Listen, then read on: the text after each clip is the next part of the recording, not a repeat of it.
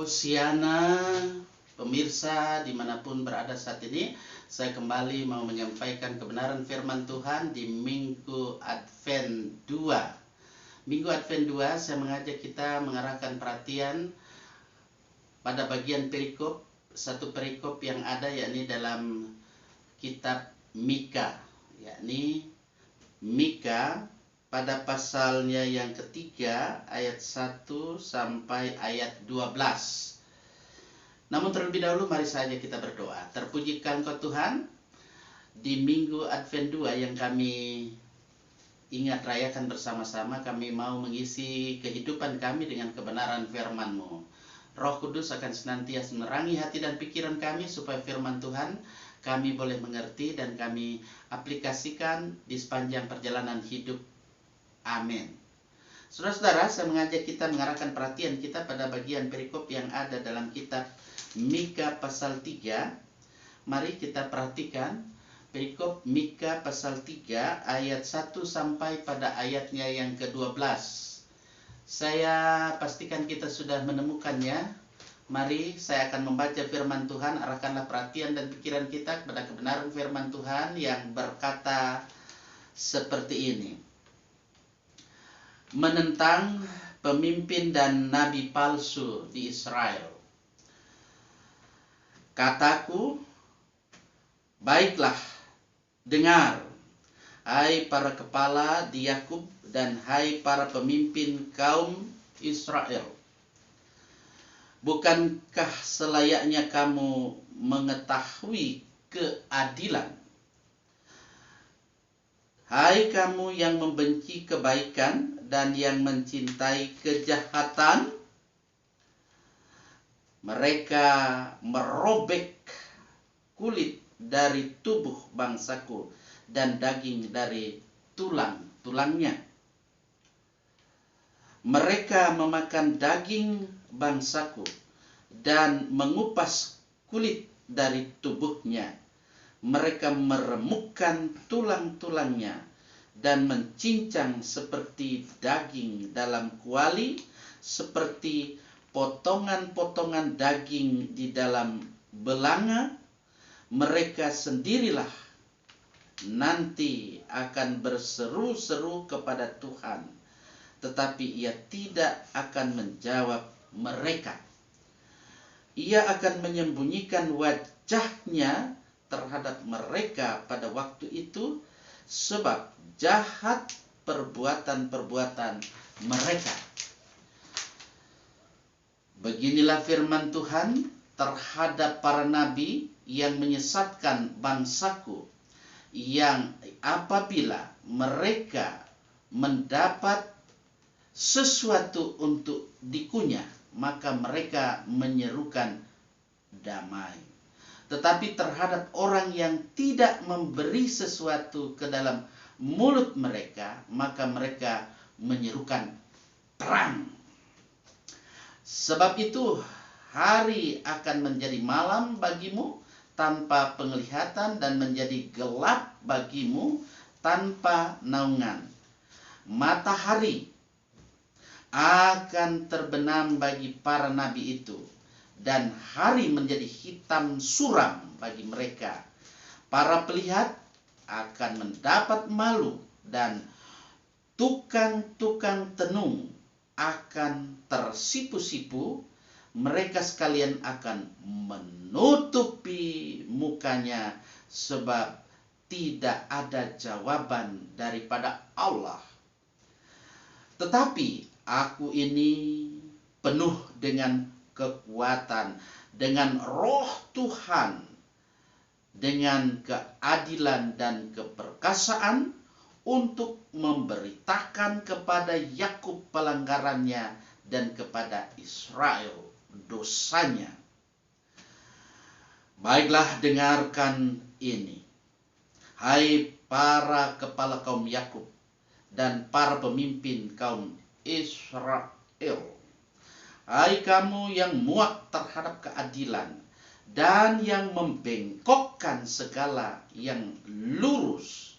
Hai kamu yang mendirikan Sion dengan darah dan Yerusalem dengan kelaliman.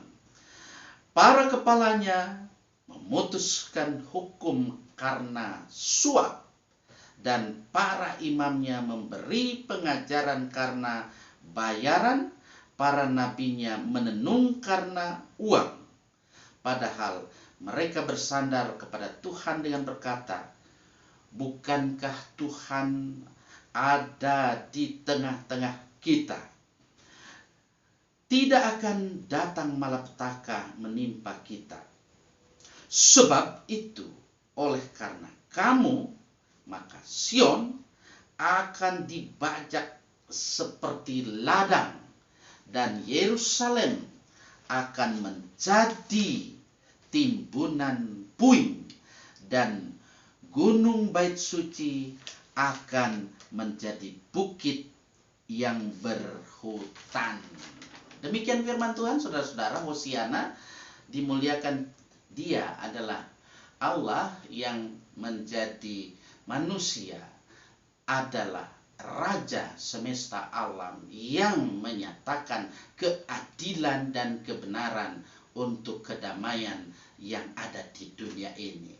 Saudara-saudara yang saya kasih Tuhan, pada minggu Advent kemarin, firman Tuhan sudah disampaikan dalam bagian kitab Mika yang ada di pasal 4, memberitakan bahwa Allah itu pada hakikatnya menyatakan kasih-Nya, tapi kasih yang Ia nyatakan adalah dalam rangka mau mendidik, mau mengajar umatnya ketika umatnya berlaku atau melakukan hal-hal yang tidak berkenan kepada Allah. Makanya kasih Allah itu dinyatakan di dalam Yesus Kristus yang kita rayakan Natalnya, yang kita nantikan parusia kedatangannya. Ketika tema yang ada di Natal yang kita rayakan tahun 2021 secara nasional, PGI mengangkat dalam 1 Petrus pasal 1 ayat 22, cinta kasih Kristus yang menggerakkan persaudaraan. Saudara-saudara yang saya kasih Tuhan, sekali lagi saya mau katakan bahwa Allah itu tidak segan-segan mau menyatakan rangkulan dan pemulihannya apabila dalam kehidupan ini para pemimpin yang ada dan tentu masyarakat yang ada selalu mendengar apa yang disampaikan oleh Allah. Nah, oleh karena itu saudara, memperhatikan bagian perikop kita ini pada pasal yang kita baca ini, yakni pasal 3 ayat 1 sampai ayat 12. Di sini kita akan bisa memahami secara utuh ketika kita membaca bagian perikop ini ayat 1 sampai 4. Di situ jelas menyatakan bahwa penguasa menelan rakyatnya yang sepatutnya harus dilindunginya. Saudara-saudara yang saya kasih dalam kasih Tuhan, ini warning bagi para pemimpin, para penguasa yang ada. Kita perhatikan dalam perikop yang ada ini, ketika di sini Nabi Mika yang memulai dengan berkata-kata dalam merangkai bahasa yang ia gunakan dalam bahasa Ibrani, dia mulai dengan we yang artinya dan atau tapi. Kataku, itu dikatakan, baiklah dengar hai para kepala di Yakub. Nah, ini memulai satu ucapan sapaan kepada golongan pemimpin dari pemerintah dan masyarakat pada pemerintah yang ada pada masa itu adalah Raja Ahaz. Saudara-saudara, perhatikan ayat 2-3. Mereka yang dipercayakan memegang urusan peradilan yang jujur dan pelaksanaan hukum Taurat Allah itu memakai kekuasaan mereka hanya untuk kelaliman dan untuk mengeksploitir rakyat tanpa perikemanusiaan. Mereka memandang saudaranya ya tidak lebih sebagai barang daripada sebagai manusia. Dikatakan di situ menelan segala yang ada pada mereka tanpa belas kasihan, seperti binatang buas. Saudara, mereka punya sikap yang kelaparan dalam menjerumuskan mereka ke dalam kemelaratan, kelaparan, dan maut. Di situ dikatakan, bukankah selayaknya kamu mengetahui keadaan, dan seterusnya. Di situ dikatakan, kalau dalam bahasa Ibrani disebut dengan mispat. Mispat, saudara-saudara, dalam bahasa Ibrani, kalau terjemahkan dalam bahasa Indonesianya adalah keadilan. Mispat, keadilan, ialah pengenaan dasar-dasar keadilan pada keadaan-keadaan tertentu, seperti mengambil keputusan, dan tentu dalam hal ini keputusan administratif, atau juga menetapkan vonis di pengadilan. Mereka tidak hanya menyimpang dengan memikirkan kelicikan atau keuntungan pribadi, mereka dalam hal ini mengangkat senjata untuk menembus keadilan dan memikirkan kebencian yang pahit terhadap kebaikan dan kebajikan. Saudara-saudara, dalam kaitan dengan ini, bahwa jika hukuman yang akan datang menimpa bangsa Israel dan juga penyerbu-penyerbu mengancam hendak memusnahkan segala harta milik mereka, bahkan hidup mereka sendiri, pemimpin-pemimpin Israel ini akan sia-sia mencari kelepasan dari Yahweh, selaras dengan tentu yang terjadi dalam kehidupan ini. Kalau diterjemahkan yang lebih baik untuk kata Ibrani di sini adalah, perhatikan di situ ada azer daripada sebab yang ada jahatnya perbuatan-perbuatan mereka, karena mereka sudah membelakangi hukum Taurat Allah, maka Ia akan membelakangi mereka pada saat mereka berseru meminta pertolongan, seperti ternyata kemudian pada tahun yang ada itu tahun 587. Nah, saudara yang saya kasih Tuhan, apa yang terjadi di ayat 5 sampai ayat 8 di pasal 3 dalam kitab Mika ini, agama negara yang bobrok berhadapan dengan nabi yang dipenuhi Roh Kudus. Saudara-saudara, penguasa-penguasa dan hakim-hakim yang tak mengenal perikemanusiaan itu mendapat dukungan dan semangat dari golongan rohaniwan yang boleh dikatakan mereka itu begitu loba, begitu rakus akan yang disebut dengan suap, pungli, dari nabi-nabi picisan yang tentu dalam hal ini menubuatkan berita-berita palsu untuk meneguhkan hati kembali dan menubuatkan optimisme palsu kepada orang yang memberikan cukup bayaran.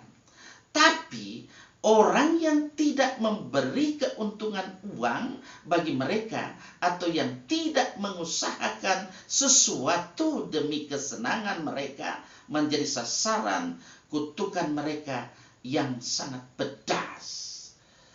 Saudara, di sini tentu hal-hal yang dilakukan oleh para nabi yang palsu, yang tentu dalam hal ini dia hanya mau mencari keuntungan untuk dirinya sendiri. Sedangkan para nabi yang tentu dalam hal ini dipenuhi oleh Roh Kudus, itulah Roh Allah, mereka ini menyampaikan berita bahwa pengajaran Allah, murka Allah itu adalah sebagai metode untuk menyadarkan mereka, mendidik mereka, supaya dalam kehidupan mereka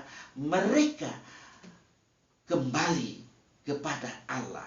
Dalam hal ini mari kita perhatikan saudara-saudara, bahwa dalam setiap melayani Tuhan dibutuhkan apa yang disebut dengan ketekunan, kesetiaan, ketaatan kita, supaya kita mengikuti dan terus melayani Tuhan dengan penuh keikhlasan. Nah, itulah yang dibutuhkan dalam kehidupan ini. Melayani Tuhan harus disertai dengan pertobatan sejati. Karena melayani Tuhan tanpa pertobatan sejati itu adalah sia-sia. Tuhan meminta kita supaya kita berbalik kepadanya, kembali kepadanya. Dalam hal ini kembali kepada Allah, supaya Allah itu mendengar apa yang kita serukan kepadanya, berpaut kepadanya, dan kita mau mengandalkan Dia di sepanjang perjalanan hidup ini. Karena itu, saudara-saudara, apakah kita sebagai warga gereja maupun pelayan-pelayan gereja atau pemimpin-pemimpin umat maupun umat yang dipimpinnya, kembalilah kepada Tuhan, maka Tuhan akan kembali menjumpai Anda, menjumpai kita sekalian yang ada dalam kehidupan ini. Saudara-saudara, pada Minggu Advent 2 ini kita diingatkan supaya kita mempersiapkan hati, pikiran kita, seluruh sikap dan perilaku kita ketika kita menyambut dan memaknai kedatangan Yesus. Kedatangan Yesus sudah terjadi melalui peristiwa Natal yang kita akan ingat rayakan. Advent dalam kehidupan kita sebagai orang percaya, sebagai gereja, itu berarti mengingatkan kepada Anda dan saya, siapapun Anda, sehubungan dengan bagaimana kita supaya dapat memperingati dan mensyukuri peristiwa kedatangan yang pertama yang sudah terjadi lewat peristiwa Natal Yesus Kristus. Mempersiapkan hati, seluruh keberadaan kehidupan kita, roh dan jiwa serta akal kita, supaya kita menyambut kedatangannya dengan penuh sukacita, dan kita hidup dalam damai Natal, supaya jangan ada lagi yang dalam melayani Tuhan di antara sesama pelayan masih ada iri, masih ada dengki, masih ada batu-batu sandungan yang menyandung dalam kehidupan ini. Apakah Anda sudah membuang batu-batu sandungan itu? Kalau belum, firman Tuhan mengingatkan bahwa Tuhan mau datang kepada Anda dan saya, kita sekalian. Kita harus menata hidup kita untuk kembali kepada Tuhan, kembali kepadanya, maka Ia akan membukakan bagi kita tingkap-tingkap langit dan mencurahkan berkat sampai berkelimpahan. Tuhan akan menghardik belalang pelahap supaya jangan dihabisinya hasil tanah kita, dan supaya jangan pepohonan tidak berbuah. Firman Tuhan semesta alam. Maka saudara yang saya kasih dalam kasih Tuhan, siapapun Anda Anda dan saya dipanggil sebagai satu bangsa akan senantiasa menjadi berbahagia apabila dalam hidup kita akan terus menjadi negeri kesukaan firman Tuhan yang senantiasa kita gaungkan dalam kehidupan kita. Oleh karena itu, saudara-saudara yang saya kasih dalam kasih Tuhan, mari dalam kehidupan kita kembali kepadanya, berpaut kepada Tuhan. Karena ketika kita kembali kepada Allah dalam hidup ini, Allah yang sudah menyatakan diri dalam Yesus Kristus, karena cinta kasih Kristus itu yang menggerakkan persaudaraan dalam hidup ini. Ia mau supaya kita berupaya dalam hidup ini dengan hikmat yang dari Tuhan, dengan iman yang Tuhan berikan, juga imun yang Tuhan berikan.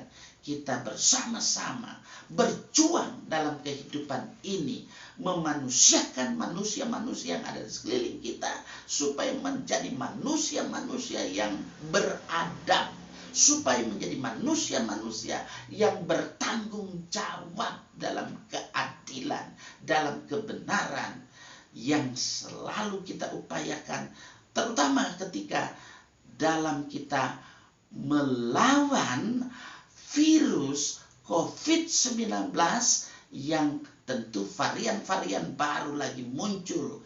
Apa yang disebut dengan varian baru Omikron, ya tentu dikatakan bahwa virus Omikron ini ketika menyerang seseorang tidak ada gejala-gejala demam, batuk, influenza, dan lain sebagainya. Nah, oleh karena itu, saudara-saudara yang saya kasih dalam kasih Tuhan, mari kita kembali pada jalan yang benar dengan selalu taat mengikuti protokol COVID yang ada, supaya kita dengan damai Natal, sukacita Natal, kita rayakan Natal Yesus Kristus 25 Desember tahun ini dalam satu tema cinta kasih Kristus yang menggerakkan persaudaraan. Hiduplah dalam tali kasih persaudaraan, karena itulah yang dikehendaki Allah di dalam Kristus Yesus bagi Anda dan saya. Hosiana, diberkatilah yang selalu berjalan dalam nama Tuhan. Amin.